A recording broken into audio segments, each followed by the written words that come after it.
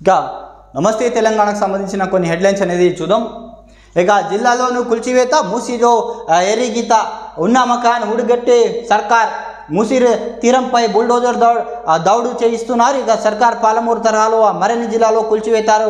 అందరి ఉసురు పోసుకుంటే కాంగ్రెస్ కళ్ళు చల్లబడుతూ ఇక ఆగ్రహంతో రగిలిన జనం ప్రభుత్వంపై శాపనార్థాలు అన్నట్టు ఒక హెడ్లైన్స్ అనేది చూస్తున్నాం. ఇక ఉన్నా మకాన్ ఊడగొట్టే సర్కార్, ₹1 జమ చేసుకొని ఆ పైసలు కట్టుకొని ఇండ్లు కుల్లగొడితే ఎట్లా బతకాలి? అసలు ఇల్లు కుల్లగొట్టాల్సిన అవసరం పనేముంది? అన్నీ చక్కగా ఉన్నట్టయితే ఇల్లు కట్టుకున్నాం, ఇప్పుడు వచ్చి FTL అంటే ఎట్లా? అయినా గవర్నమెంట్ మాకు చేసింది లేదు, ఉన్నది ఊడగొట్టు తప్ప. ఆఖరికి ఉన్న మకాన్ కూడా కూల్చేయబడింది. ఫస్ట్ వచ్చి మూడింతలు ఇస్తామన్నారు, ఇప్పుడేమో డబుల్ బెడ్రూమ్ అంటున్నారు. 3-4 కుటుంబాలు కలిసి ఉన్న వాళ్ళకు ఇప్పుడు ఒక ఇల్లు ఎట్లా ఉండటం? ఇక ఎట్లా ఉండం?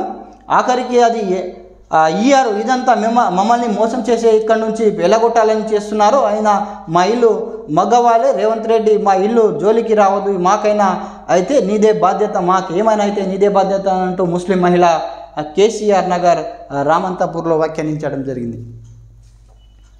ఇక జిల్లాలోనూ కూల్చివేతలు, మూసీలో ఎరిగిత, మూసీ తీరుపై బుల్డోజర్ దౌడు చేస్తున్నారు.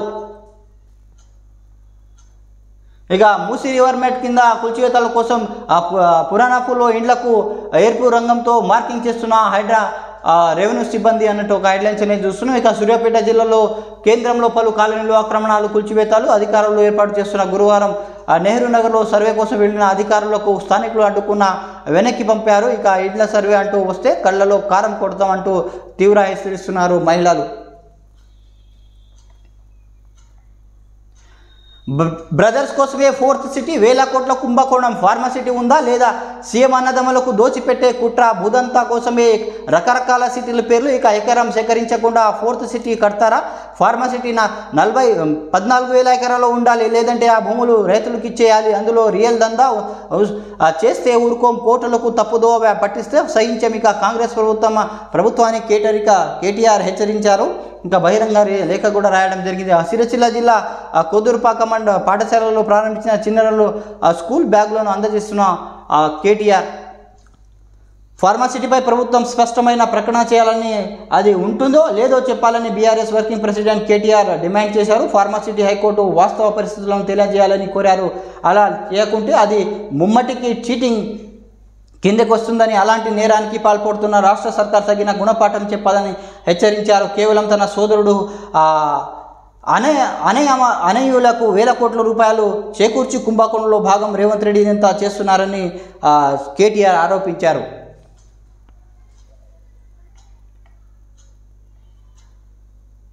ఇక RRR మార్పులపై న్యాయ పోరాటం, హైకోర్టు ఆశ్రయించిన వర్కట్పల్లి భూబాధితులు. ఇక ఉన్నత పొలాలు గుంజుకుంటే మేము ఎత్తుకబట్టి బతికేది. ఇక మొదటి అలైన్మెంట్ అమలు చేయాలని రైతులు. ఇక RRR నిర్వాసితులు ఆందోళన చోటుపల్లి జంక్షన్ అలైన్మెంట్ మార్చాలని ధర్నా చేస్తున్న రైతులు.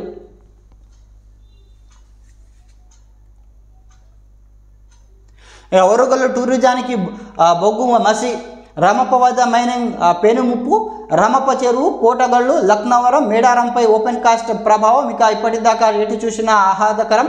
తెలంగాణ తలమానికంగా పర్యాటక ప్రాంతం బొగ్గు గనితో బొందలగడ్డగా మారే ప్రమాదం. ఇక మట్టికొండలో పొంచి ఉన్న వరద ముప్పు, పర్యావరణం ఊరి అన్ని తారుమారు. ఇక చెట్లు గుట్టలు కొద్ది రోజుల్లో మాయం అన్నట్టు ఒక హెడ్లైన్స్ అనేది చూస్తున్నాం.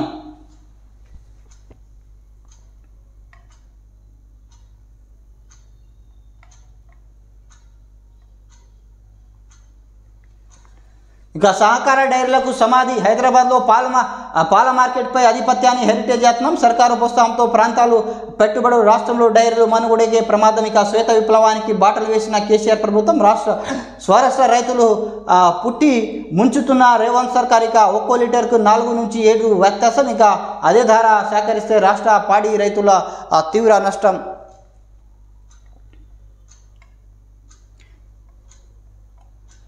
ఇక ఆర్టిజన్లకు రెగ్యులర్ చేయాల్సిందే. గురువారం హైదరాబాద్లో ఎస్పీ DCL CMD కార్యాలయం వద్ద ధర్నా చేస్తున్న తెలంగాణ విద్యుత్ ఆర్టిజన్స్ కన్వీనర్స్ ఉద్యోగులు. ఆ తర్వాత ఇతర ఉద్యోగాలలో భర్తీ చేయాలి. తెలంగాణ విద్యుత్ ఆర్టిజన్స్ కన్వీనర్స్కు జేఏసీ డిమాండ్. ఇక మింట్ కాంపౌండ్ 2000 మంది కార్మికుల ఆందోళన, వ్యతిరేక నినాదాలు దద్దరిల్లిన ఎస్పీడీసీఎల్ ఆవరణ. ఇక సగం చేప పిల్లలు సర్కారు కోత, తొలుత 85 కోట్ల పిల్లలు పంపిణీ ఏర్పాటు, టెండర్ల సమయానికి 400 కోట్ల పరిమితి. ఇక కాంగ్రెస్ ప్రభుత్వం నిధులు లేక ఈ దుస్థితి, 4 సార్లు టెండర్లు పిలిచి స్పందన కరువు, బాకీలపై ప్రశ్నించిన రైతులకు బెదిరింపు అంటూ హెడ్లైన్స్ అనేది చూస్తున్నాం. ఇది మన నమస్తే తెలంగాణకు సంబంధించిన కొన్ని వార్తలన్నీ మనం చూసినాం. ప్లీజ్ సబ్స్క్రైబ్ చేయండి, లైక్ చేయండి, కామెంట్ చేయండి అండ్ షేర్ చేయండి. Thanks for watching RM news.